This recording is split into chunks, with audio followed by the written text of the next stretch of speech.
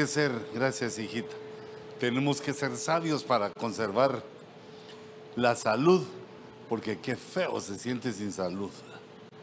Qué privilegio estar otra vez con ustedes, solo que me tengo que acercar para ver quiénes son, porque vienen enmascarados, ¿verdad? Y sé, gracias a Dios, que hay hermanos nuevos que tal vez no me conocían. Y pues los saludo con todo mi corazón. Gracias por venir. Esto que nosotros hacemos hoy es, como les he dicho antes, es un misterio. Es un misterio que el hombre quiera dejar, digamos, la comodidad que ha logrado en su casa. Gracias, hijita. Para venir a escuchar una palabra, para escuchar, digamos, desde el punto de vista humano, un discurso. Pero Dios así lo estructuró, de que fuera por el oír que viniera la fe, que la fe en su nombre creciera, escuchando. Y entonces solo nos toca a nosotros decidir qué es lo que escuchamos, dónde ponemos nuestro oído. Perfecto, ya todo está listo. Hagamos una oración para que el Señor nos hable, para que el Señor tenga piedad de nosotros. Padre, nosotros venimos delante de tu presencia, solicitándote tu unción, que Señor nos des tu entendimiento, tu sabiduría, que podamos discernir, Señor, en tu palabra, los misterios que tú tienes reservados para nosotros. Señor, bendigo esta casa y bendigo estas ovejas que has enviado a escuchar esta palabra.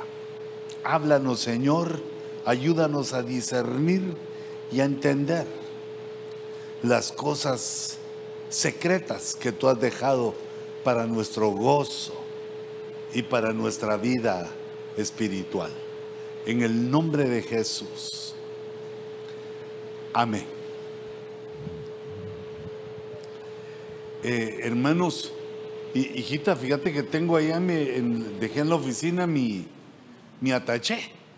Y en mi ataché tengo una bolsita llena de cosas, fíjate.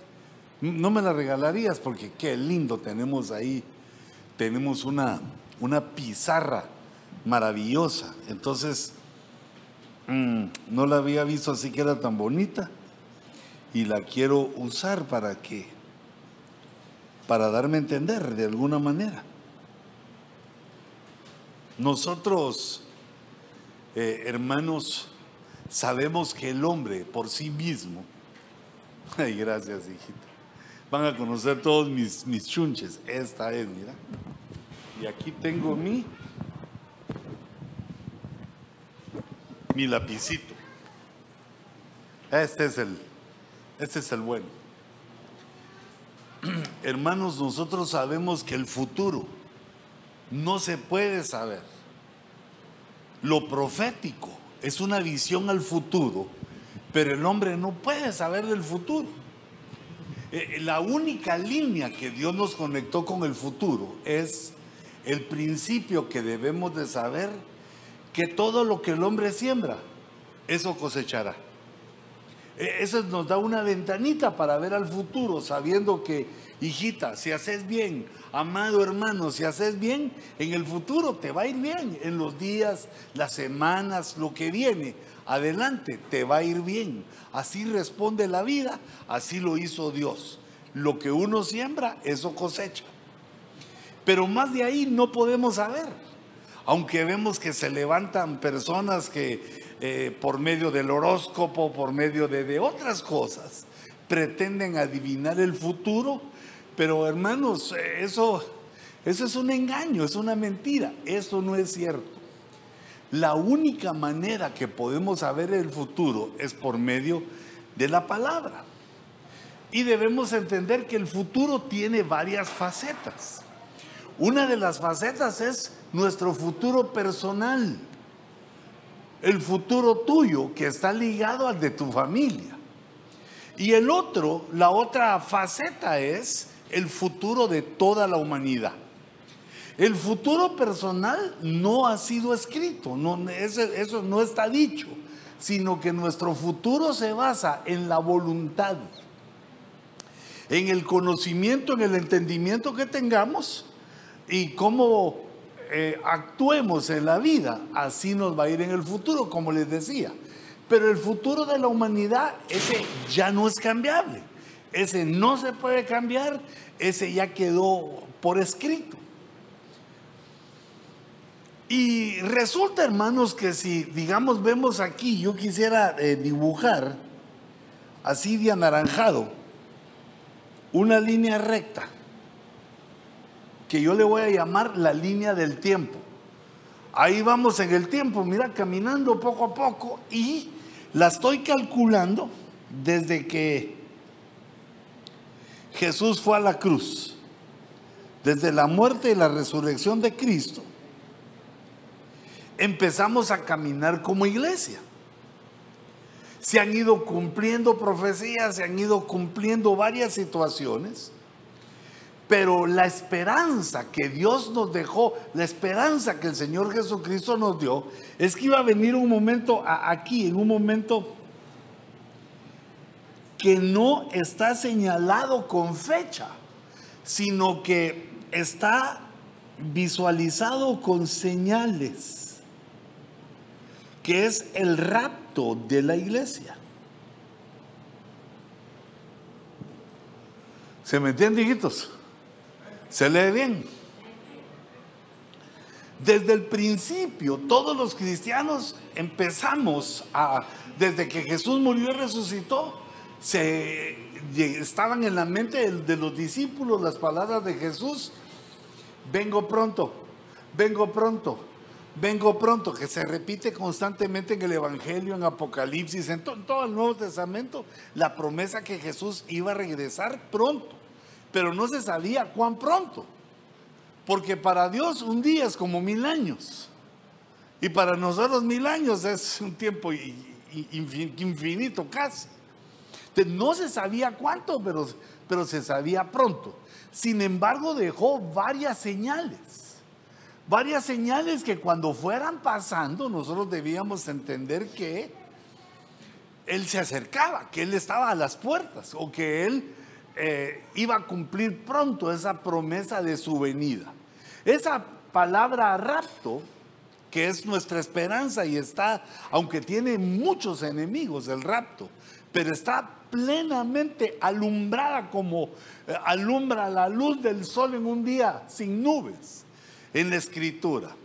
El evento es un fenómeno, digamos así, es un evento profetizado que aún no ha ocurrido, pero que está por ocurrir. Entonces, cuando el mal vio el plan que Dios estaba revelando con la muerte y la resurrección de Jesucristo, inició su propio plan, que la Biblia le llama, le voy a poner solo M, pero es el misterio de la iniquidad.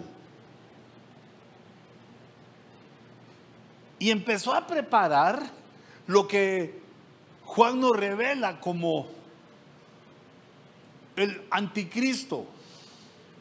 El que usa la palabra anticristo es el apóstol Juan, pero se usan otras formas de mencionar a esta persona. Anticristo, se usa hijo de perdición, se usa bestia, varias palabras. Pero el punto que les quiero señalar es que la confusión que hay en la mente cuando leemos la Biblia es que el anticristo no solo es un personaje, sino que se refiere a anticristos. Los que se oponen a Cristo se llaman anticristos. Pero hay un personaje anticristo que está profetizado que va a tomar el control del mundo y va a instaurar un nuevo orden mundial y va a gobernar toda la tierra durante 7 años. Eso está profetizado también muy claramente. Sin embargo, también anticristo se utiliza para hablar de un sistema un sistema humano mundial, un sistema que es el que va a respaldar este nuevo orden mundial que está profetizado y que va a ser, de acuerdo a lo que leemos en la Escritura, va a ser un gobierno comunista, que en el cual todos van a estar esclavizados a esa bestia, a ese anticristo. Nadie va a poder comprar ni vender. Y vamos a tener que, no, porque nosotros no debemos estar ahí. Pero la gente que viva ese tiempo va a tener que obedecer ciegamente y adorar no solo a la bestia, sino al dragón. Entonces fíjense lo que ocurre. Como el misterio de Cristo es un misterio guardado por eternidades y eternidades, que nadie sabía el misterio de que Dios mismo, no un enviado, que Dios mismo, el Verbo, iba a transformarse en carne e iba a venir con la humanidad al final de los tiempos, a levantar un pueblo que se llama la Iglesia, a la cual nosotros pertenecemos para la gloria del Señor. Cuando el adversario vio todo ese plan, porque el diablo, recuérdense que el Señor lo reprenda, pero tiene sabiduría. ¿Se recuerdan cómo nos enseñaba la abuelita? Nos decía: mijo, más sabe el diablo por viejo, decía, que por diablo. O sea que todos esos milenios, miles de años que él ha vivido haciendo el mal, ha aprendido, sabe y tuvo una cierta sabiduría. Entonces, cuando ve a Dios ejercer el misterio de la piedad, que está en 1 Timoteo capítulo 3 y verso 16, para que lo lean despuesito. Cuando vio desarrollar el misterio de la piedad, se inició el misterio de la iniquidad, empezando a estructurar el sistema mundial que iba a llevar a cabo en el nuevo orden, que es el comunismo, y a estructurar en qué momento iba a ser revelado el anticristo. Entonces fíjense, el anticristo es anticristos, los que se oponen. El anticristo en singular, que es el que va a gobernar en el tiempo. El sistema del anticristo es el sistema que va a prevalecer mientras esté el nuevo orden mundial. Y además hay otra faceta de lo anticristiano o del anticristo, que es un espíritu de anticristo. Espíritu, personaje y personajes y el sistema del anticristo. Por eso es que cuando leemos en la Escritura no siempre es fácil de entender, porque uno tiene que discernir si la Biblia en ese momento está hablando del sistema o del personaje o del espíritu. Pero el punto es que a partir de aquí, lo voy a poner así con verdecito, se inicia este movimiento de la iniquidad. Empieza la iniquidad a trabajar para que en este momento, cuando la iglesia sea raptada, de aquí para acá viene la tribulación. El tri no es nuestro equipo de fútbol, hermanos, es trib. Mejor le voy a poner tribul, ¿no? Porque nos cae bien que ganen los muchachos. A partir de la flechita del rapto, cuando la iglesia es arrebatada, comienza un periodo de 7 años que se llama tribulación, la cual considero que estamos bastante cerca, y por eso quiero hablarles de esa situación, de este peligro en el que estamos toditos. Que no vayan a pensar que porque yo soy pastor, alguien es ministro y ya está afuera. No, este es un peligro porque el misterio de la iniquidad está basado en el engaño. Fíjate, pero no un engaño burdo, no un engaño de niño. Pero nosotros somos fácilmente engañados. Fíjate, por ejemplo, yo me recuerdo que cuando era niño, llegó de Estados Unidos a Guatemala una tía que vivía allá y me llevó un suétercito bien bonito. chulo el suéter, condenado. Pues condenado a vivir conmigo. Y así como a mí, le llevo a mis hermanitos. Éramos los 3 Ponce. Estás con esto. Chulada de suéter. Yo no sé por qué los hacen más bonitos que los de nosotros. Algo hay que copiarle a estos ingratos. Bueno, pues total que con nuestro suétercito agarramos nuestra pelota de fútbol. Como éramos los 3 hombres, ¿verdad? Vamos a jugar. Y nos fuimos. Nuestra pelota ya estaba viejita. Y en el camino, así resumiéndoles, una persona nos llamó. Ay, ven, ven. Sí, señor. Yo era el más grande, ¿verdad? O sea, yo fui el bruto, ¿verdad? Pero a veces voy a contar. Entonces yo llegué y le dije, sí, señor. ¿Van a jugar fútbol, verdad?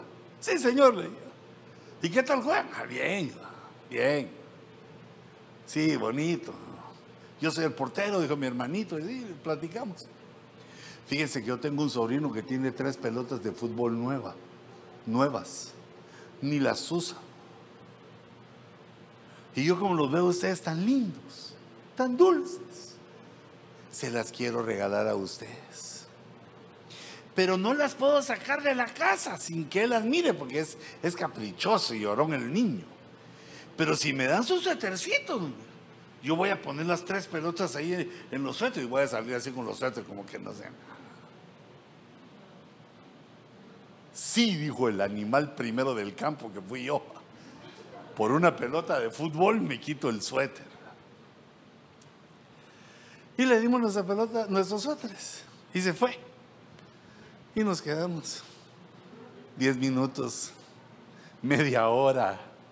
Todavía estaría yo ahí paradito esperando al Señor que regresara. El engaño. Se la cree uno. Claro, de ahí ya no me la volvieron a hacer. Me volví redesconfiado. Pero así como, digamos, como una persona maliciosa puede engañar a un niño,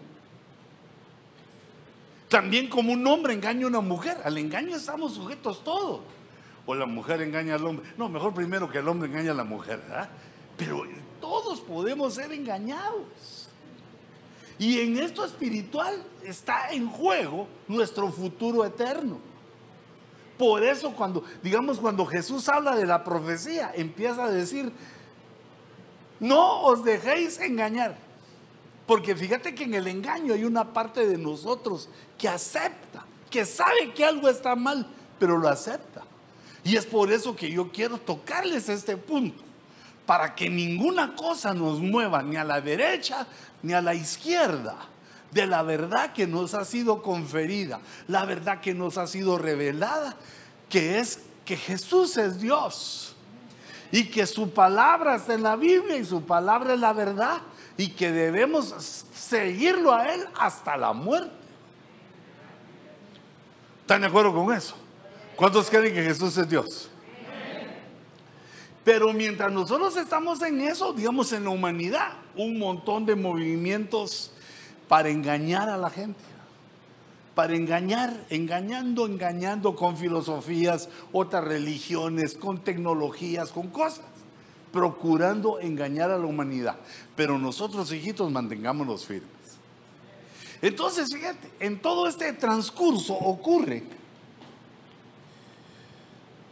Vamos a ver qué otro color tengo a mi disposición. El azul. Ocurre, digamos, voy a poner aquí el año.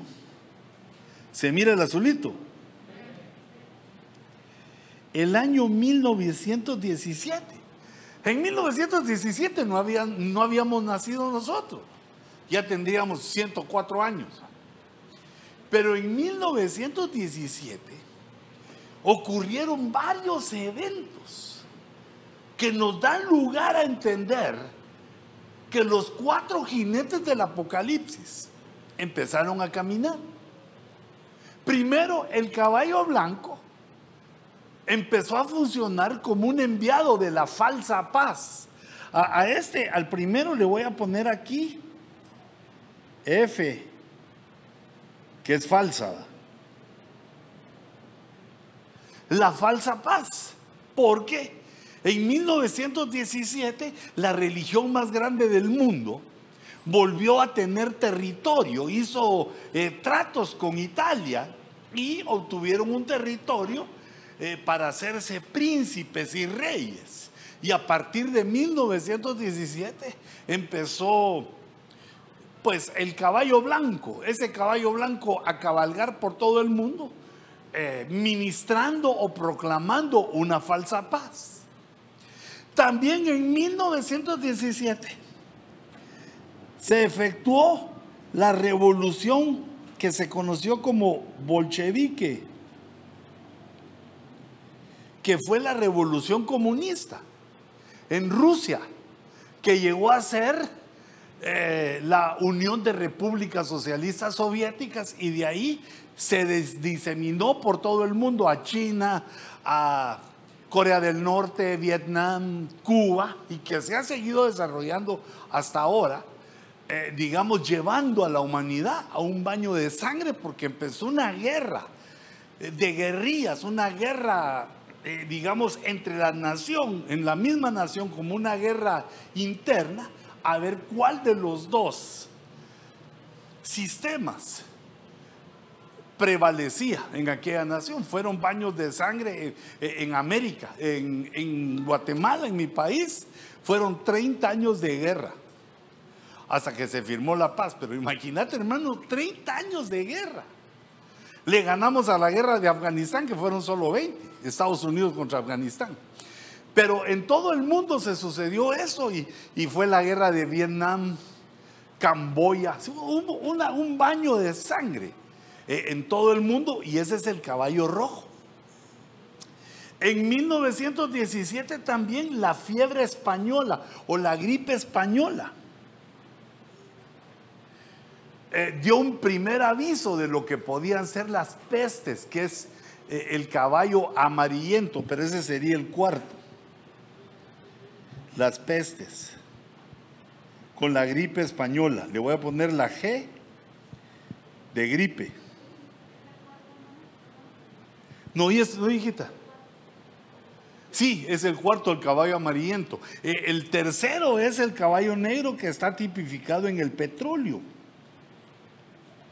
Porque el petróleo se hace la moneda mundial y es el que le da poder, pero es en 1917 cuando el motor de combustión o a combustión interna, Mr. Henry Ford lo pone digamos, en una carrocería, y sale el primer carro. Se empieza a vender el carro, y la gasolina que antes se tiraba porque no tenía un uso. Antes la gasolina no valía nada, la quemaban, la tiraban, hasta que se descubrió el motor de combustión interna y comenzó a hacerse poderoso. Es el poder actualmente aún. El petróleo, el caballo negro, domina la tierra económicamente. Entonces en 1917 comenzaron a cabalgar, porque la mayoría de las personas que leen la escritura piensan que su entendimiento es que los jinetes van a hacer un evento, en un instante un evento. Y no se dan cuenta que al decir que son jinetes que van cabalgando, quiere decir que es un evento que va en desarrollo. Es un evento que va desarrollando para llegar y para caerle a la humanidad hasta el tiempo de la tribulación. En el tiempo de la tribulación es donde se va a ver con más fuerza ese recorrer de los caballos. Pero 1917 fue un año tremendo. También con el inicio del comunismo se comenzó también el quinto sello, que ya no es jinete, porque el quinto sello es la persecución. Habían pasado un par de siglos sin que se persiguieran a los cristianos, y ahora se le vuelve a perseguir, porque uno de los puntos del comunismo es sin Dios. No hay Dios. Que Dios dice que la religión es el opio de los pueblos. Entonces hay que eliminar al Señor. Y eso pues ustedes saben que no se puede. Pero esto comenzó así. Sin embargo, pero me voy a cambiar de color otra vez al anaranjado. Sin embargo, Ahora, en el 2000, ¿qué le vamos a poner? En el 2021 se dan otros dos eventos que es como que estuvieran empujando a que esto ocurra. El primer evento es el COVID-19, que nos hace que nos gobiernen de una manera como nunca antes, que nos encierren a todos, que hagan cosas con nosotros y nos meten el temor a la muerte. Entonces, el COVID y el cambio climático son las dos estrategias del sistema anticristiano, nuevo orden mundial, el sistema diabólico, para impulsar y apresurarnos al nuevo orden mundial que debe funcionar aquí. Mira, donde dice tribulación, aquí debe funcionar el nuevo orden mundial que aparece en Apocalipsis capítulo 13. Ahí empieza a hablar cómo va a ser la vida en ese entonces. Algunos datos, no todo está ahí, pero algunos datos. Puse 2021, el C-19 y el cambio de clima. Que eso nos están obligando. Prácticamente a las naciones las están obligando a que cese el consumo de petróleo. Y bueno, ese es todo un rollo, pero yo lo que les quiero explicar es qué tan cerca estamos. Ahora, ¿qué dice la escritura? Me voy a mover de nuestro dibujito, pero no por mucho tiempo. Vamos a ver aquí qué nos dice. No, aquí lo puse. Dice 2 Tesalonicenses en el capítulo 2 y verso 3, aquí Pablo enseñando acerca del anticristo. Que nadie os engañe en ninguna manera.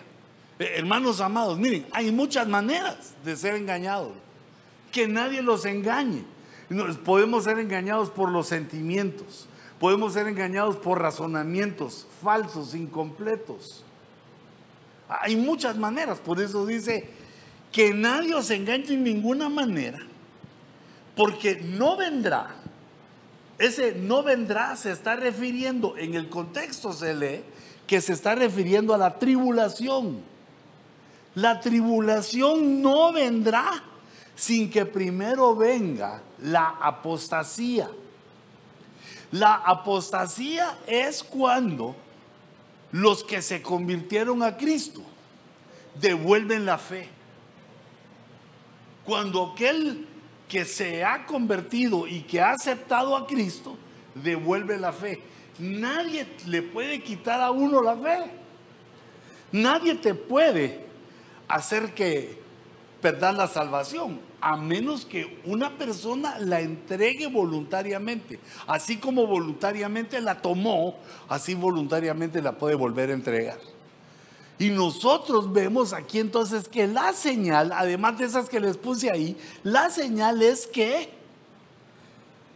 van a haber muchos cristianos apostatando. Pero esta apostasía no es solamente decir que Jesús no es Dios, digamos, o decir ya no quiero nada con Jesús, sino que nosotros lo podemos ver en que, por ejemplo, que un cristiano acepte el aborto. Ahí hay algo que le pasó a él, porque pues es que muere una criatura, es que muera un no nacido. ¿Cómo alguien que tiene el Espíritu de Dios en sí va a aceptar que muera una criatura? Ese uno. Otro, digamos, es la tendencia homosexual, que también entonces la cristiandad la quiere adoptar como que si fuera algo natural. Son formas de apostasía que entran a la iglesia. Querer cambiar la forma de adorar, querer cambiar las cosas. Se quiere cambiar el culto y algunos se dejan y lo logran. Y esa es una señal de apostasía.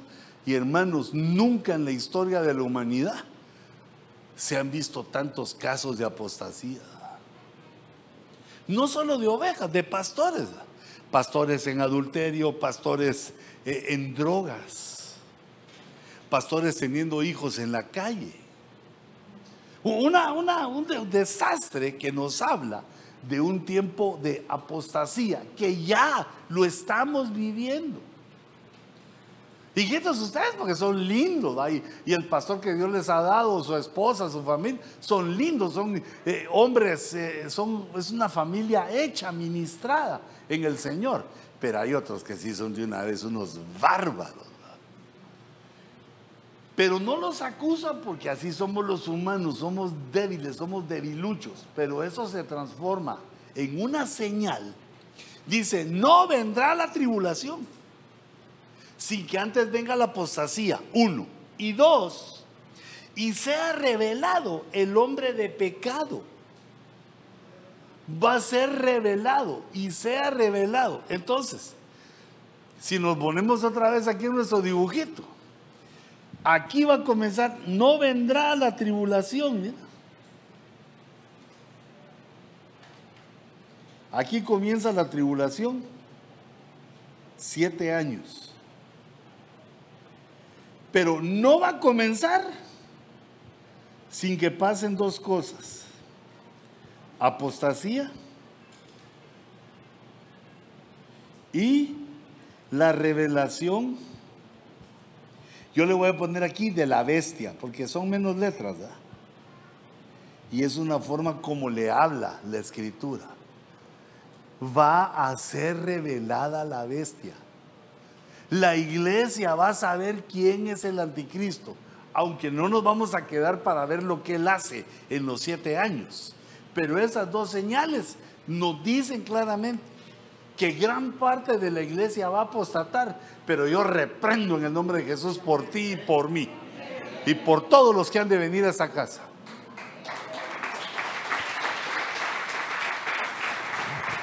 Hermanos, démosle fuerte ese aplauso al Señor, porque es para Él.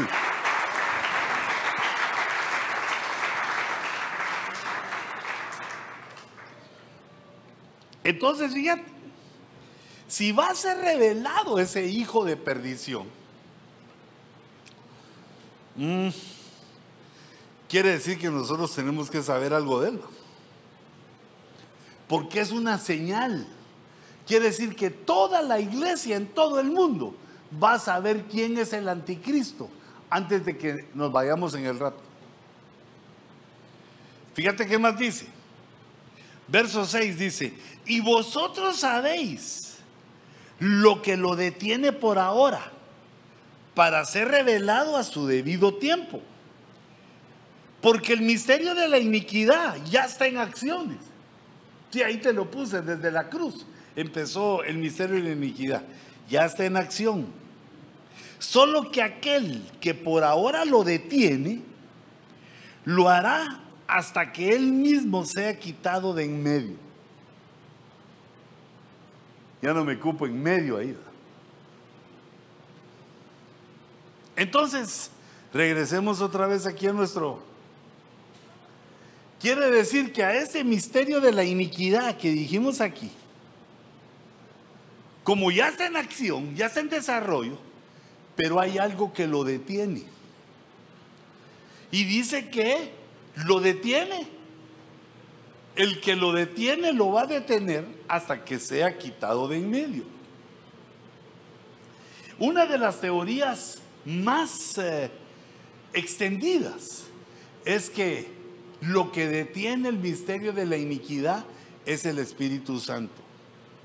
Y que cuando el Espíritu Santo sea quitado, entonces el misterio de la iniquidad va a hacer lo que tiene que hacer. Pero yo no estoy de acuerdo con esa teoría. Te voy a decir por qué.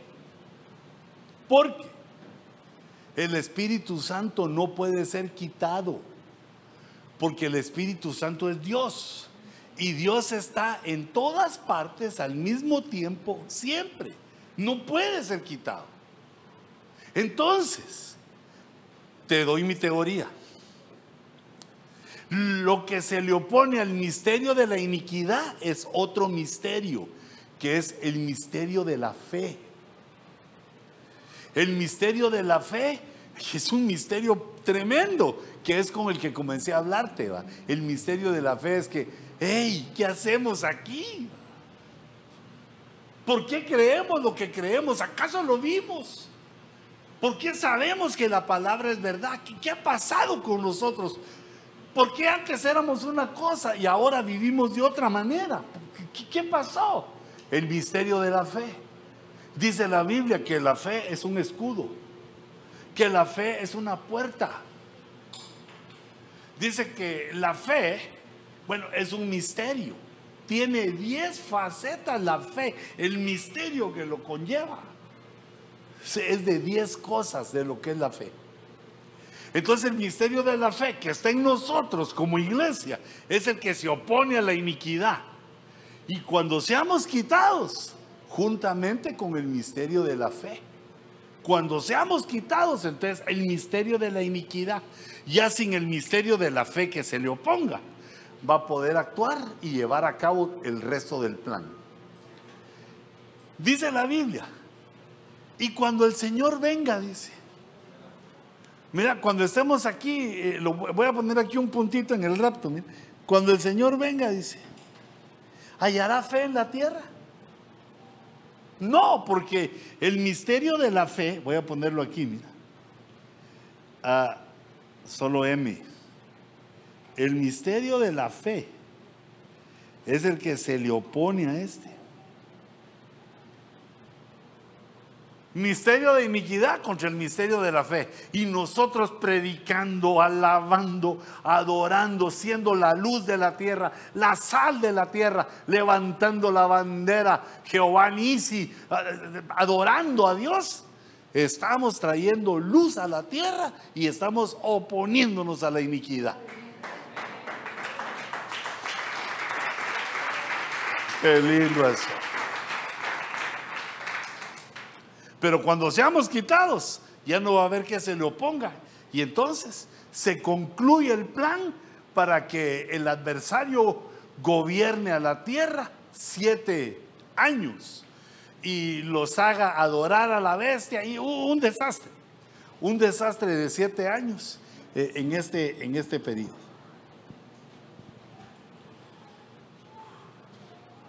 ¿Cómo me salió más o menos mi dibujito? ¿Más bien que mal o más mal que bien? Bueno, a saber, va. Ahora fíjate, quiero hacer algo. Los mantengo. Fíjate, ahora entonces, ¿qué sabemos de este ser? ¿Se lee ese color? ¿Sí? ¿O está muy...? Yo no lo leo, fíjate. Lo voy a poner en verde fosforescente. Este personaje llamado anticristo o bestia es llamado así porque no tiene espíritu humano. En la escritura, bueno, las bestias son animales, pero en los hombres, cuando un hombre no tiene espíritu humano, es una bestia, es el hombre animal, el hombre anima en latín, el hombre que solo tiene alma, solo tiene ánima, porque su espíritu murió, está muerto por el pecado y sin Cristo sigue muerto. Entonces le llaman bestia al anticristo porque tiene esa característica, que no tiene espíritu humano. Podríamos decir entonces que, digamos, es el hombre que trae una paz falsa, que engaña a Israel. Podríamos decir también que es, como habíamos hablado, que es el que trae el nuevo orden mundial. Podríamos decir también que es el 666. que Dios nos dejó el número 666 para que lo visualizáramos. ¿Quién es? Y en base a ese número que está en Apocalipsis 13:18, hay cosas tremendas, hermano. Porque en base a ese número se ha acusado, se ha tenido como sospechosos a un montón de personas. Digamos a Richard Nixon, más que todo presidentes de Estados Unidos, pero también otros personajes que su número, su nombre coincide con el 666. Fíjense, por ejemplo, ¿a ustedes les gusta algo los números? Fíjate, por ejemplo, que cómo Dios nos enseña que aquí hay algo. En Apocalipsis 13:18 aparece el 666. Si nosotros multiplicamos 13 por 18, si lo haces ahí en tu celular, yo porque ya me recordé, como lo he hecho varias veces, da 432.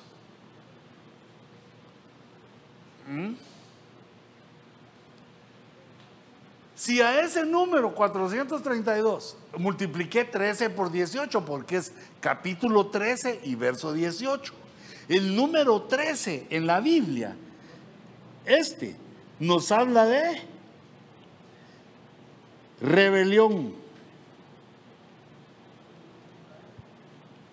El número 18 es 6 más 6 más 6. El número 18 en la Escritura es un número que está asociado al falso profeta, que es parte del sistema del anticristo, un falso profeta. Ahora, si a este número 432 le buscamos su inverso, el inverso sería al revés, ¿verdad? 234. Y lo sumamos, nos da otra vez 666. Fíjate cómo Dios nos ayuda para que jugando veamos que ahí está la mente, la inteligencia, la matemática. Dios hizo algo ahí en ese número. Vuelve a dar 666. Y si agarramos este número 432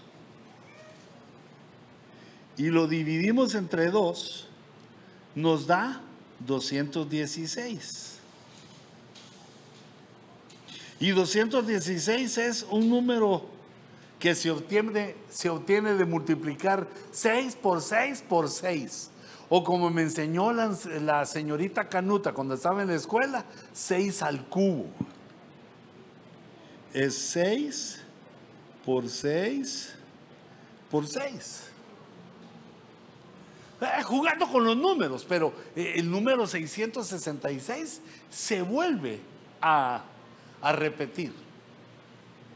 Ahora, si utilizamos ¿te estoy aburriendo? No. ¿Cambio o vamos bien? ¿Meto retranca o sigo adelante? Fíjate, ahora hay una operación matemática que esa nos la enseñaron los hebreos. Pero eso no sirve para hacer cálculos ni para ir a la tienda y que te den el cambio, ¿eh? Sino que esto es para estudiar la Biblia.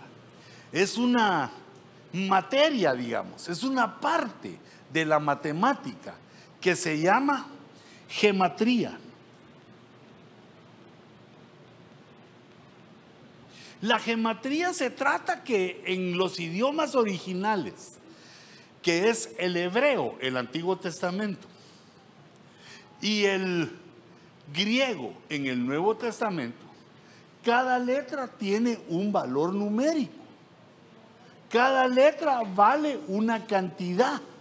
Los antiguos hebreos y griegos no tenían los números como nosotros, sino que para identificar los números ponían letras.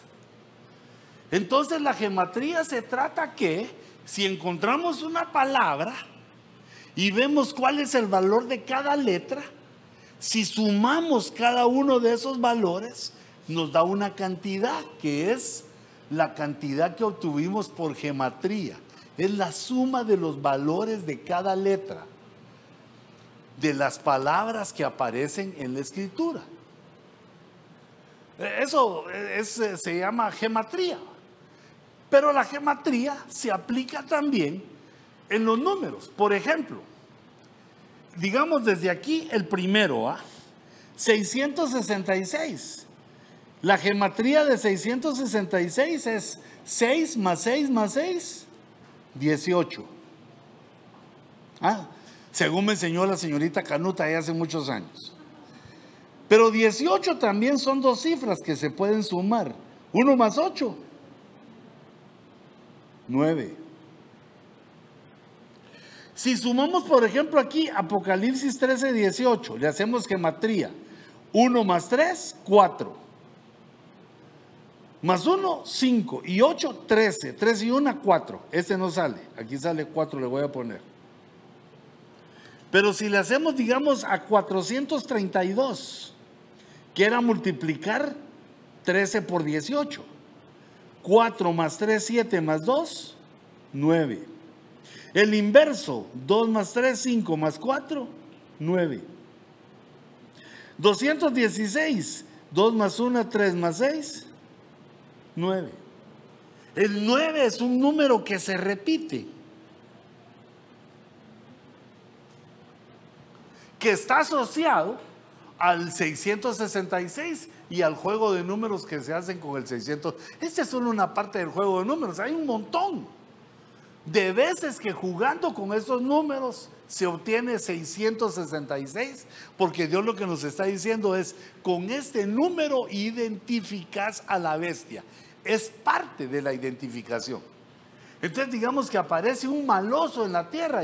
¿Y cómo se llama? Se llama fulano de tal. Vamos a ver, ponemos su nombre, cuánto vale cada letra, empezamos a aplicarle la gematría y resulta que sale 666. Entonces decimos: este es sospechoso de ser el anticristo, o por lo menos de pertenecer al sistema del anticristo. Y así durante mucho tiempo hemos tenido sospechosos. Por ejemplo, los hebreos dicen que el anticristo va a salir de la tribu de Dan, porque la tribu de Dan ha sido rebelde, ha sido idolátrica y no aparece en Apocalipsis 7 como una de las tribus, fue eliminada. En el último conteo de las tribus de Israel no aparece Daniel. A otro que le cae el 666 es al rey de España, a Felipe VI. Fíjate, solo su nombre Felipe tiene 6 letras y su número es 6, Felipe VI. O sea que le va saliendo un montón de 6 y lo señalan como un posible sospechoso. Al príncipe Carlos también del Reino Unido, a Bill Gates también le queda a ese le queda como sospechoso porque su número da 666, pero no quiero hacer eso ahorita, sino solo exponerte eso, que hay muchos acusados, sospechosos. Pero pasa algo importantísimo. Hay un dato que debe cumplir la bestia y que no tienen estos otros, y que lo voy a poner con azul, y es que sube del abismo. Ay, Dios mío, esta introducción tan grande que hice yo. Fíjate, ¿cómo hacemos los humanos para venir a la tierra? Por el vientre de nuestra madrecita linda, amada. Viva el 10 de mayo. Por el vientre de la mujer, el hombre entra al planeta Tierra. Pero no va a venir así, porque dice que sube del abismo. ¿Y el abismo dónde queda? Abajo. Entonces vamos a ver dónde dice eso. Aquí. Mira esa cara del anticristo que me conseguí googleando. Yo dije, este sí que puro anticristito. Mira esta característica. La primera vez que la leo es en 11:7 de Apocalipsis. Dice, cuando hayan terminado de dar su testimonio, ahí se está refiriendo a los 2 testigos que van a predicar en el principio de la tribulación. Durante los primeros 3 años y medio se levantan 2 testigos a predicar, pero no predican salvación, sino predican arrepentimiento para los salvos que se alejaron de Jesús y que se quieran reconciliar. En la tribulación ya no hay salvación, sino que el mensaje es para que se recuperen, para que se, ¿cómo fue que dije? Para que se reconcilien con Dios. Es los convertidos que se enfriaron, van a ver las cosas, cómo se ponen color de hormiga y van a regresar a los pies de Cristo. Entonces dice, cuando hayan terminado de dar su testimonio, la bestia, el anticristo, que sube del abismo. ¿Ya viste esa característica? El abismo está en las profundidades de la tierra. La bestia que sube del abismo hará guerra contra ellos, los vencerá y los matará. Pero no quiero que le pongas atención en este momento a lo que hace la bestia que le gana a los que se reconciliaron, sino que dice que sube del abismo. No entra a la tierra como todos nosotros que venimos por el vientre de nuestra mamá, sino está abajo. Está ahí abajo. Fíjate ahí puse, mira. Entonces sabemos el lugar donde se encuentra ahorita, en el abismo. No es que, como dicen, ya nació, estará por ahí, estará entre las naciones. Está ahí abajo. Ni querrás ir a donde él está. Ahora, en Apocalipsis 17:8 nos vuelven a decir lo mismo, solo que ahora también con un enigma. También nos lo dice el Señor como una adivinanza. Y en esto te quiero subrayar que Dios quiere, Dios está interesado en que uno ponga su mente en esto, que uno ponga su mente en el Evangelio, que procure entender, que procure poner atención para entender, porque no se trata solo de venir y sentarse, sino se trata de entender, porque sin entendimiento no podemos dar los frutos del reino. No se dan si uno no entiende lo que está haciendo. Pues si uno viene con aquel principio de que ¿a dónde va gente? A donde va toda la gente, ahí me voy pues. Sino que uno viene a la iglesia y Dios quiere que utilices tu intelecto. Para eso te lo dio, nos lo dio. Y hizo su evangelio, lo estructuró de tal manera que fuéramos entendiendo de culto a culto, otro poquito más. Cada culto vamos entendiendo, cada predicación vamos entendiendo mejor el misterio glorioso del evangelio. Entonces, fíjate esta adivinanza, decía mi abuelita, pero a mí me gusta mejor este enigma. La bestia que viste, le dice el ángel a Juan, era y no es. ¿Ah? Era quiere decir tiempo pasado. En el pasado era, no es presente. Quiere decir que estuvo aquí antes, pero ahora no está. Lo debemos entender como que estuvo en nuestra realidad humana, entró por medio del vientre de su mamacita y estaba en la tierra. Estuvo participando de esta realidad donde Dios nos puso en la tierra. Pero ahora no está en esta realidad. Pero no es que no tenga existencia, sino que no está en el mundo, no está en nuestra realidad. Era y no es. Pero fíjate, sí. Y está para subir del abismo. Otra vez. Está para subir del abismo. Tiene que subir. No sé si hay ascensor o viene de alguna manera. Está para subir del abismo e ir a la destrucción.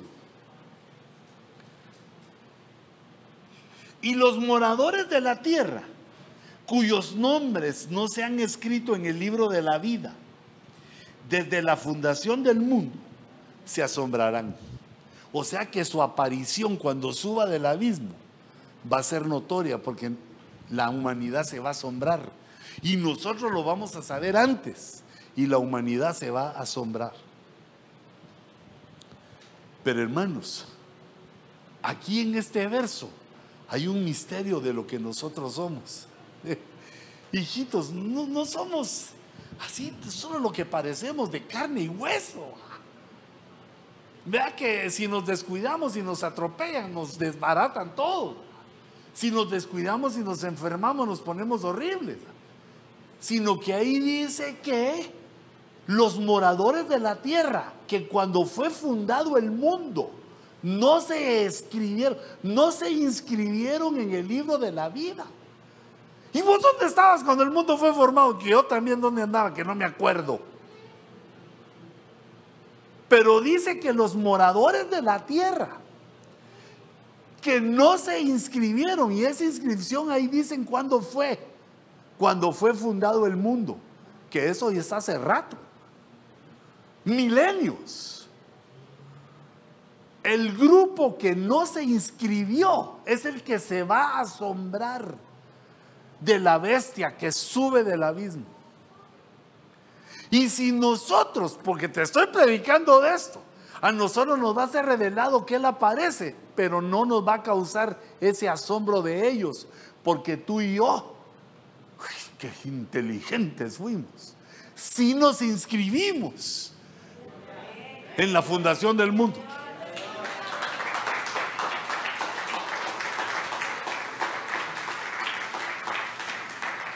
Y eso que Dios no utilizó lo que utilizan para la vacuna, ¿va? $100 de que se quiera vacunar, ¿va?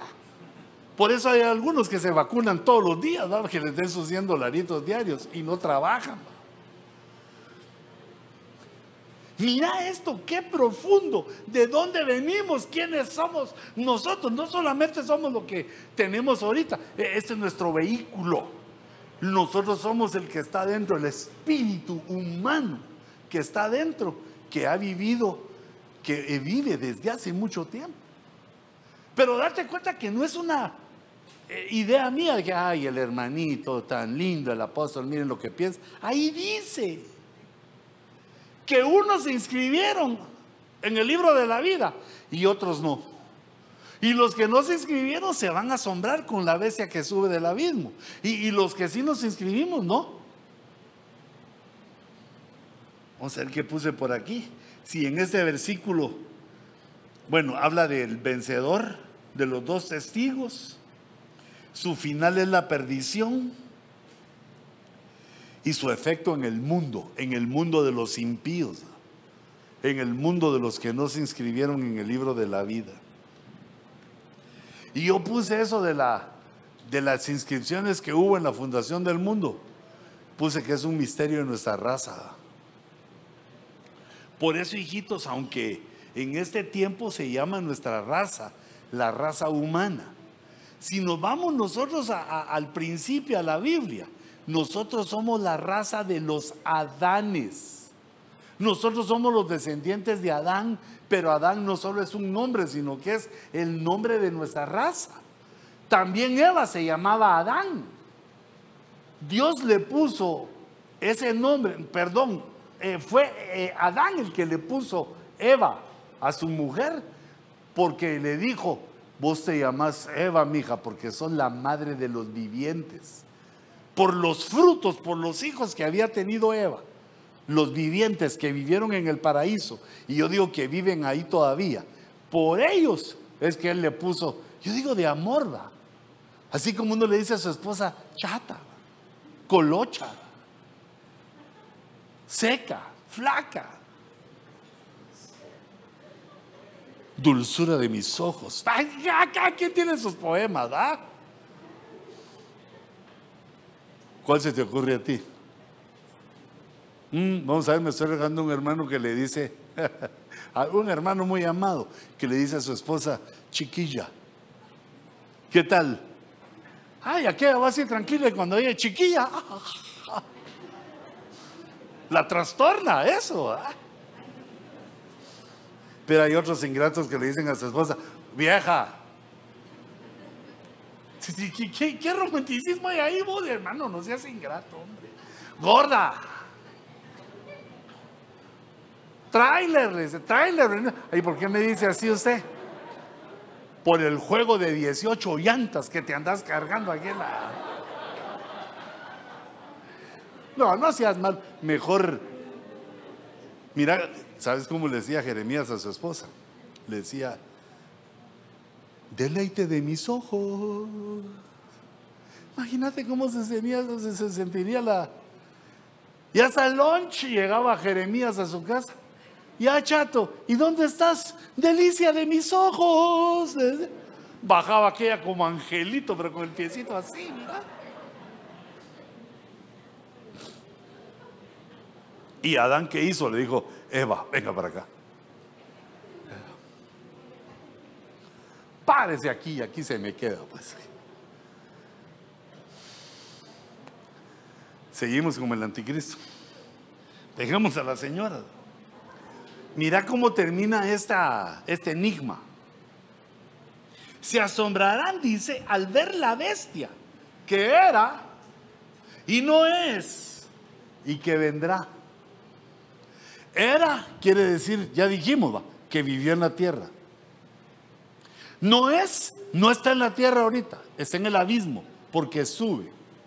Y el tercer punto, futuro, y vendrá. Y vendrá. Vendrá a ser su parte en el sistema del anticristo y luego será enviado a la perdición. Entonces, tengo para ustedes un sospechoso, una teoría, una teoría que es Judas Iscariote. Pero fíjate por qué. Mira cómo viene la vida de Judas. La estoy procurando extractar aquí. Dice Judas cuando ve que una hermanita llamada María derrama un perfume sobre Jesús y sobre sus pies, y con sus cabellos le está secando sus piecitos a Jesús. Y dice Judas, ¿por qué no se vendió este perfume por 300 denarios y se dio a los pobres? Fíjate, si te das cuenta, este es un pensamiento comunista, socialista. Es que en lugar de darle a alguien algo, se le dé a los pobres. ¿Te das cuenta? Digamos, el marxismo, el comunismo, esto no es nuevo. Esto tiene siglos, ya, pero no se había pensado como se empezó a pensar en el siglo XVIII. Pero eso no me quiero ir, sino que Judas tiene los pensamientos que son requeridos, requeridos en Apocalipsis 13, donde dice que nadie va a comprar, no va a poder comprar ni vender en el nuevo orden mundial, a menos que tenga la marca. La marca va a ser la forma de decir que el gobierno me dé porque soy parte del nuevo orden mundial. Soy parte del 9, porque el 9 quiere decir lo nuevo, lo que va a comenzar, y desde el punto negativo es, lo que va a comenzar es el sistema del anticristo, el nuevo orden mundial. Entonces Judas quiere que ya no haya dinero de ofrenda, sino que todo se dé para los pobres. Y no. Lo que hay que hacer con los pobres es enseñarles a trabajar, que todos debemos aprender un oficio y proveer con nuestras manitas el pan suficiente para nuestras casas.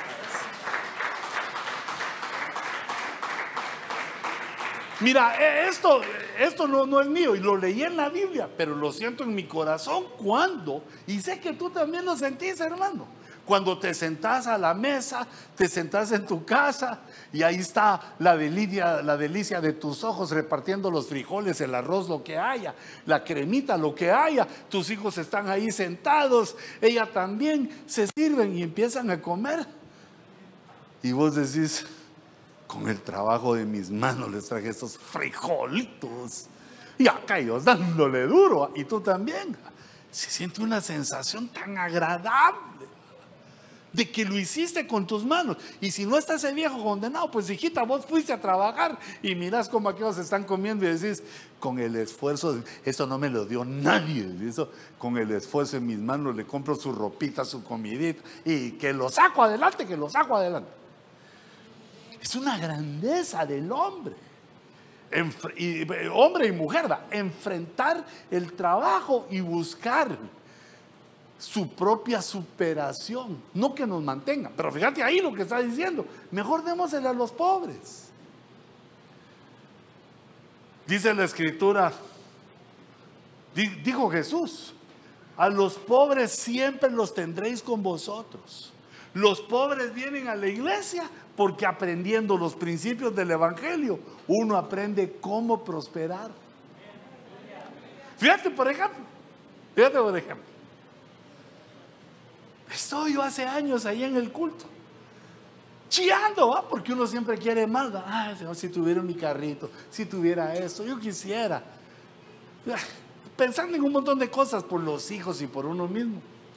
Y de repente empieza la alabanza en la iglesia y yo me empiezo a meter a la alabanza y empieza a cantar el hermano un coro que dice algo así como que las riquezas y la gloria provienen de Él. Y me entra en la cabezota, pero si ese Dios es el mío, de Él provienen las riquezas. ¿Y por qué yo no voy a tener si Él es mi papá, es mi Dios, es mi rey? Te alabo, Señor. Mira, me entró una cosa, ¿de dónde provienen las riquezas? De nuestro Padre. ¿Cuándo has visto y conocido un papá que quiera que sus hijos sean pobres? No hay. Pero todos los papás, aunque tengan, no le dan todo a sus hijos hasta que los miran que pues se hacen un poco responsables. No dice uno, ¿cuántos años tenés, mi hijo? 14. Por ser mi hijo, aquí te regalo un carro del año. Se va a ir a malmatar en el carro. Primero hay que darle un pichirilo para ver cómo medio se transporta por ahí, para que aprenda. Ahora a la esposa sí, hijito, a la esposa sí comprarle uno bueno, para que no le tenga que pedir ayuda a nadie. Si le das el carro malo y se queda pinchado por ahí, se va a bajar y, ay, señora, ayúdeme. Ahí van a llegar todos los lobos rapaces ahí. Cambio, si le das el bueno, te podrás quedar vos, pero vos, los lobos ni te miran. Entonces fíjate, mira cómo es este Judas. En el capítulo 12 y verso 6. Pero dijo esto, mira cómo lo explica, dijo esto de vender el perfume, de vender la ofrenda para ayudar a los pobres, no porque se preocupara por los pobres, sino que porque era ladrón. Mira, y siempre pasa eso. Los que reciben el dinero se manchan las manos, agarran para ellos, roban. Así somos los humanos. Y como tenía la bolsa del dinero, sustraía de lo que se echaba en ella. La Biblia dice que el diablo es un ladrón, es un homicida, es un asesino y es un ladrón. Y entonces el hijo del diablo, el anticristo, tiene que ser ladrón. Y Judas cumple esa actitud. Robaba de las ofrendas. Mira ese ojote que me conseguí en History Channel, puro el ojo del anticristo.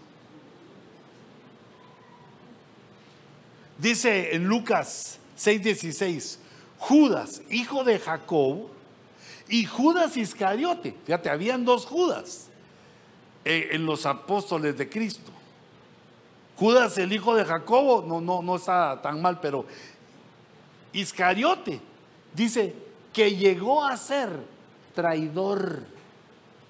Llegó a ser, es decir, no era. Por eso te digo del peligro, que uno puede ser que no lo sea, pero si uno se empieza a dejar llevar por lo malo, por el error va tomando formas aberrantes, va tomando formas diabólicas, hasta se convierte en un monstruo que nos devora, como le pasó a este. Llegó a ser el traidor. Ya tenía su estatus de ladrón, pero llegó a ser traidor. Y dice Juan 6:70, Jesús le respondió: no os escogí yo a vosotros, los 12, y sin embargo uno de vosotros es un diablo. Lo estaba visualizando y lo estaba profetizando Jesús. Pero esto es solo para que mires el carácter mentiroso. Y respondiendo Judas, el que le iba a entregar, le dijo: ¿acaso soy yo, Rabí? Y él le dijo: tú lo has dicho. Pero fíjate qué mentiroso y qué hipócrita. Está Jesús con los 12 y les dice: hermanos, uno de ustedes me va a entregar. Y el Judas, mira qué cara dura, hipócrita, mentiroso. ¿Seré yo maestro? Hasta le hizo carita de ángel. ¿Seré yo maestro? Como quien dice, esto se pueden fallar, yo no. ¿Seré yo maestrito? Y Jesús le responde: tú lo has dicho. Decime si no es aquello de que él hubiera pensado. No pude engañar a Jesús, es que Jesús algo tiene. Lo he oído predicar 3 años, he oído su palabra, he visto sus mensajes, he visto sus milagros. Algo tiene Jesús. Y ahorita me descubre que yo soy. Era para que dijera: Señor, perdóname, ayúdame, porque tengo ganas de entregarte. Eso es lo que hace Dios con nosotros en los servicios, cuando venimos, que a veces tenemos malas ideas, malos deseos, y nos empieza a abrir y a hablar a nuestro corazón de lo que estamos haciendo. Y mira lo que hizo Judas, no lo hagamos nosotros. Judas endureció su corazón. ¿Seré yo maestro? Tú lo has dicho. Y ahí se selló, porque ya no hubo lugar para el arrepentimiento. Entonces Judas, el que le había entregado, viendo que Jesús había sido condenado, sintió remordimiento, no arrepentimiento, sintió remordimiento, y devolvió las 30 piezas de plata a los principales sacerdotes y a los ancianos. No solo lo traicionó, sino lo vendió. Ladrón, traidor, lo vendió. Ay, Dios mío, pero ya se me fue el tiempo. Fíjate, en el Evangelio de Juan ocurre esto. Solo lo voy a poner aquí para que pinte. Pero lo voy a poner con verde. Judas aparece. Voy a poner aquí mejor, mira. Juan, el Evangelio de Juan. Judas aparece en el capítulo 6, en el capítulo 12 y en el capítulo 18 y en el capítulo 13. Capítulo 13 de rebelión. Eso ocurre en el Evangelio de Juan, donde es el Evangelio donde es más tratado el caso de Judas. Pero fíjate, aparece en el capítulo 6, en el primer 6. El segundo 6 del Evangelio está en el capítulo 12. Y el tercer 6 aparece en el capítulo 18. 6 más 6 más 6. O sea que Judas aparece en el 666, en los capítulos. Y además en el capítulo 13, que es, dijimos anteriormente, rebelión.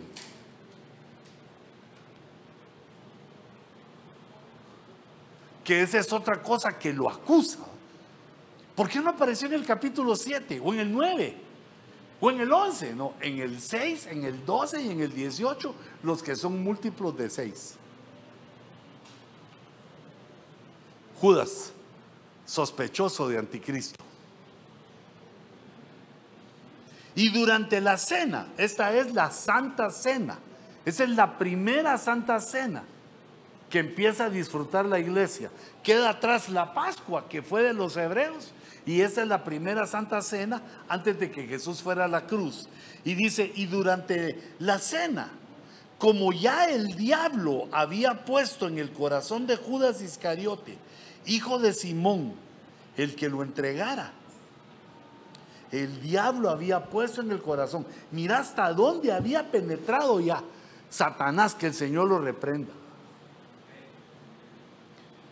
Dice el verso 26, entonces Jesús respondió, es el que me va a entregar, es aquel a quien yo daré el bocado que voy a mojar.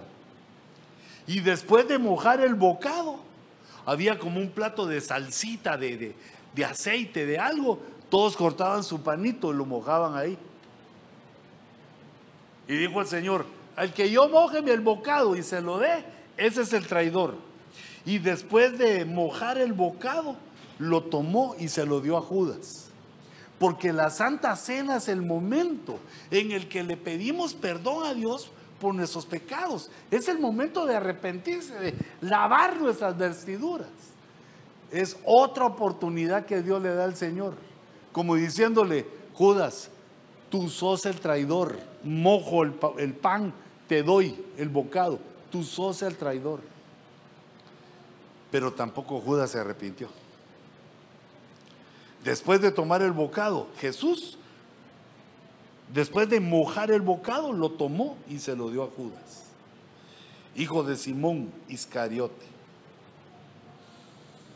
Ahí le capturó ya el corazón el diablo. Y Judas, después de recibir el bocado, comió la Santa Cena, salió inmediatamente y ya era de noche. Tomó la Santa Cena, pero siguió sin arrepentirse. Entonces Satanás, dice Lucas 22:3, que el Señor lo reprenda, entró en Judas. Fíjate, entró en Judas, lo posesionó, lo agarró, entró en Judas. ¿Cómo se entiende eso? Entró en él adentro. ¿Y qué es lo que tenemos adentro? Espíritu, el alma, el espíritu. Entonces Satanás entró en Judas, llamado Iscariote, que pertenecía al número de los 12. Mientras todavía él estaba hablando, pero allá me fui al 22, verso 47. Mientras todavía estaba él hablando, he aquí llegó una multitud y capturaron a Jesús. Y el que se llamaba Judas, uno de los 12, iba delante de ellos y se acercó a Jesús para besarle. Pero Jesús le dijo, Judas, ¿con un beso entregas al Hijo del Hombre? Fíjate todo el trato que está teniendo Jesús con él para que se arrepienta. Hijitos, nosotros no seamos tan duros, hombre, a la primera. Cuando el Espíritu nos dice que estamos mal, arrepintámonos, cambiemos, porque mira el endurecimiento a que llega Judas. Bueno, aquí estoy llevándolos por los versos que dicen qué pasó, cómo traicionó, qué fue lo que él hizo, cómo se comportó.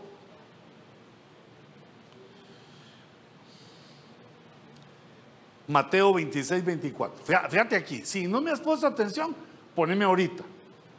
Mateo 26:24. Aquí está hablando Jesús. Dijo, el Hijo del Hombre se va. El Hijo del Hombre es Jesús.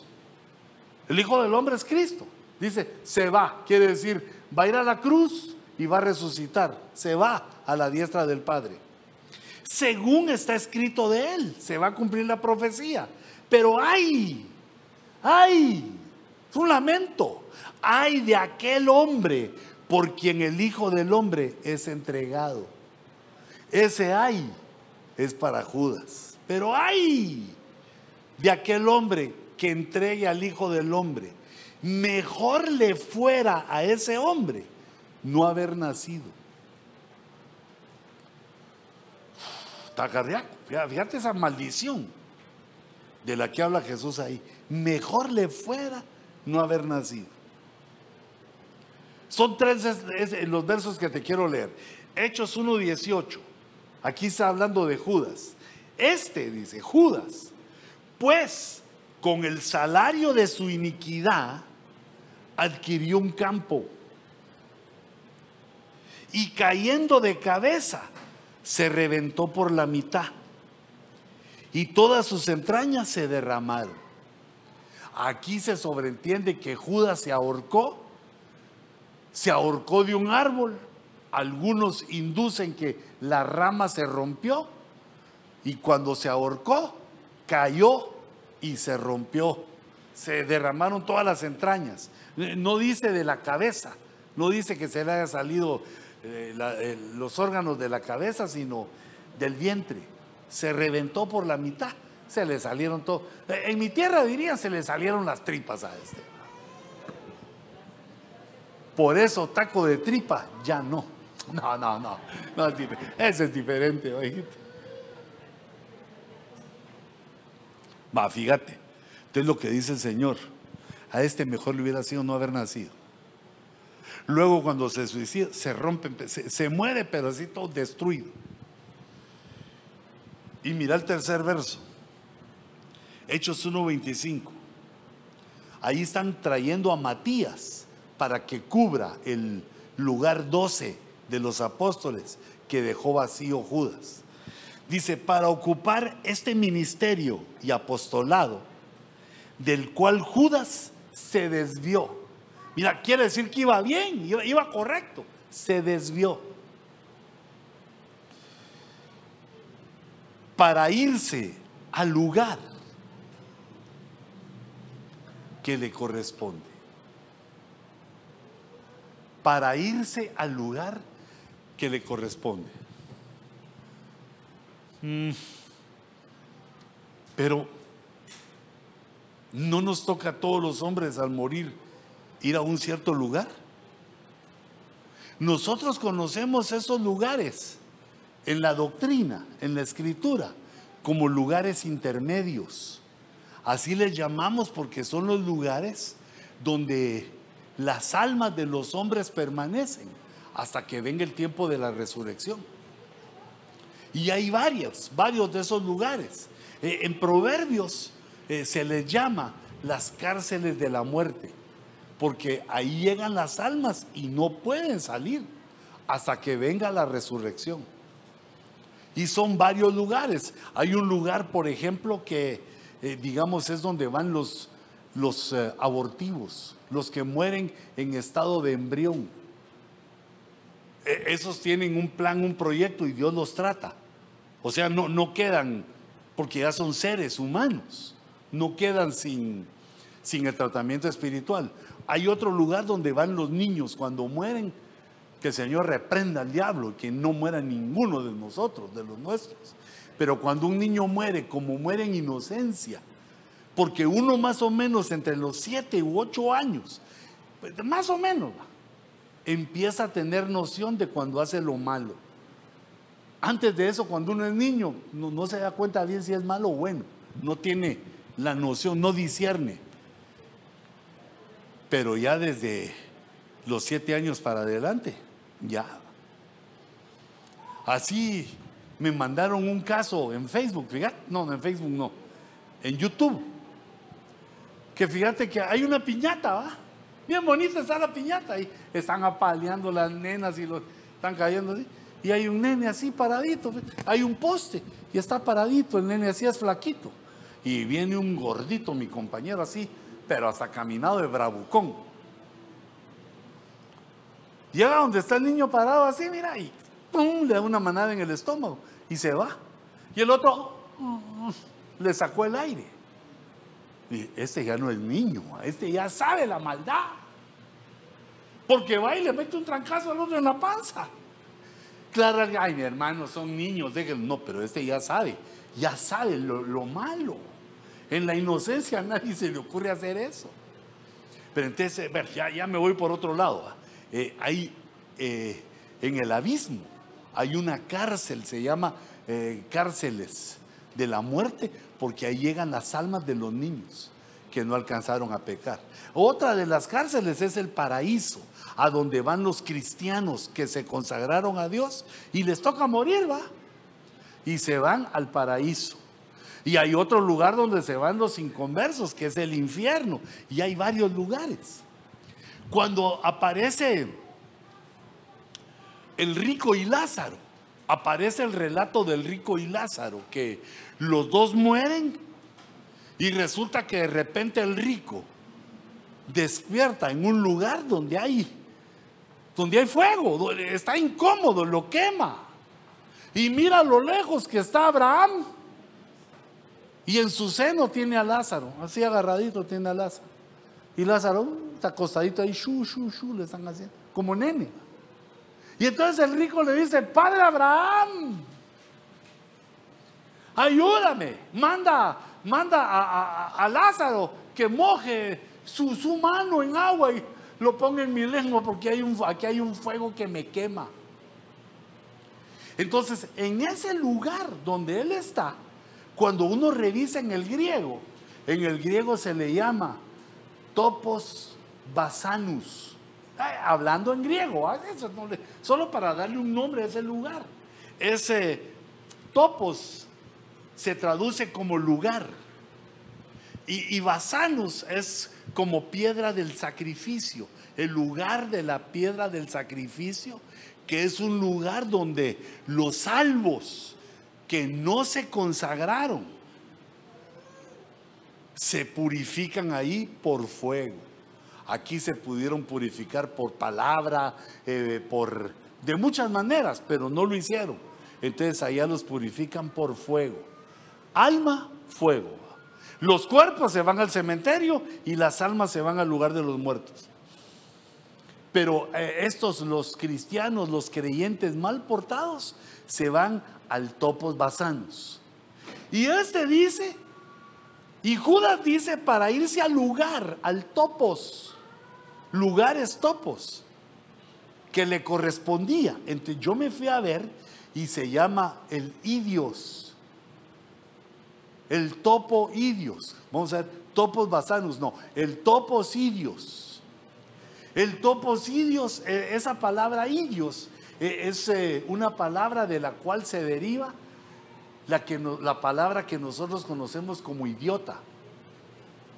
Pero idiota no significaba al principio lo que significa ahora, que es alguien que no piensa bien, que alguien que hace lo que es inconveniente o que no entiende las cosas. Pero esa palabra idios se utilizaba y se utiliza para señalar que alguien es especial, particular. Mirad cómo puse yo ahí. Tipifica, idios, tipifica solo, apartado, idiota, como que hizo algo malo, separado, algo particular, algo que se distingue. Entonces yo entiendo que el lugar que le corresponde al ver esto es que Judas cumple con esto, estuvo entre los 12. Y no es porque se murió, se lo llevaron al abismo, pero eso no lo vimos. Se lo llevaron al abismo y allá lo han de ver remendado. Porque vemos que el enemigo, eso también lo quiso hacer con el cuerpo de Moisés. Peleó contra el arcángel Miguel porque quería robarse el cuerpo de Moisés. ¿Y para qué quería un cuerpo el diablo? Que el Señor lo siga reprendiendo. Pues estaba pensando que necesitaba un cuerpo para que se cumpliera la profecía de que el anticristo sube del abismo. Y por eso Dios escondió el cuerpo de Moisés. Nadie supo dónde lo enterraron a Moisés, nadie. Solo el arcángel Miguel, digo yo, y Dios, pero nadie supo, y ni sabe hasta la fecha. Pero entonces vemos que Judas estuvo en nuestra realidad. Hijo de Simón Iscariote, tenía papá y mamá, entró por el vientre de una señora a la tierra. Ahora no es porque se ahorcó, se suicidó, se rompió todo, se destartaló y se lo llevaron abajo. Pero ahora vendrá, sube del abismo. Por lo que yo considero que lo pusieron en un lugar apartado solo para él, porque él es algo especial para la maldad. Es una de las piezas del misterio de la iniquidad, con lo cual se va a representar un hijo del diablo. Y vemos cómo se le fue metiendo el diablo a este en el corazón, en todo. Se le fue metiendo poco a poco el enemigo hasta que lo hizo suyo. Sospechoso y una teoría, porque él puede cumplir esta característica, que sube del abismo. Está allá y los suben del abismo. Ay, Dios mío. Mira, quiere decir idios, quiere decir que es propio, es un lugar que le dieron solo a él. Dice que es raro, que es diferente del ordinario. Lo pusieron en un lugar aparte, en el topos idios. Bueno, aquí hay un montón por decir, pero Apocalipsis, ya con esa sí me despido. No sé si quieren decir algo todavía o si ya los ataranté, pero primero Dios que no. Ahora fíjate, Apocalipsis 13 empieza a relatar cómo surge el anticristo. Dice: el dragón se paró sobre la arena del mar y vi que subía del mar una bestia, subía del mar. El abismo está tapado por el mar. El abismo no se ve porque está tapado por el mar. Pero abajo de todas las aguas están los abismos. Y vi que subía del mar una bestia que tenía 10 cuernos y 7 cabezas. Aquí no es que así vaya a ser de feo él, lleno de cabezas y de cuernos, sino que aquí se está refiriendo al sistema del anticristo. Tiene 7 cabezas y 10 cuernos, que sería otro tema. Había nombres blasfemos. La bestia que vi, ahora sí está hablando de la persona, era semejante a un leopardo. El leopardo tipifica a Alemania, a una nación que se llama Alemania. Sus pies eran como los de un oso, el oso soviético, Rusia, y su boca como la de un león, Inglaterra. Y el dragón, el diablo, le dio su poder, su trono y gran autoridad. Entonces quiere decir que este hombre que sube del abismo, pero entra por medio de Europa, de la unidad europea, respaldado por Inglaterra, Alemania y Rusia. Y el dragón puede tipificar en las naciones a China. Y ustedes ven cómo China y Rusia están tomando un papel preponderante en todo el conflicto y la política de la humanidad. Y vi una de sus cabezas como herida de muerte, pero su herida mortal fue sanada y la tierra entera se maravilló y seguía tras la bestia. Bueno, pero ya hasta aquí lo dejo, si no les leo toda la Biblia porque me gusta. Y a ustedes también, porque no se han ido. No tenés otro micrófono. ¿Alguien quiere decir algo? Algo que no dije mal, no entendí. No, hijita, no hagas así porque yo dije, ahorita se lo llevo, ¿verdad? Me engañó y si es así, ¿no? Bueno, si alguien quiere decir algo, aquí estoy para usted. ¿Por qué creo esto? Bueno, se los expliqué, ¿va? Que a Judas se lo llevaron a un lugar aparte, ¿va? Porque este hizo una maldad. Mejor le fuera no haber nacido. Pero como nadie me pregunta, quiere decir que se entendió bien, perfectamente, y nadie. Bueno, no hay preguntas, es que todo se entendió bien o no entendimos nada. Una de dos. Hijitos, pongámonos de pie un momentito. Qué bárbaro. Hoy me regañaría la hermana Cuti por todo lo que me tardé. Pero hijitos, como me tardo en venir con ustedes.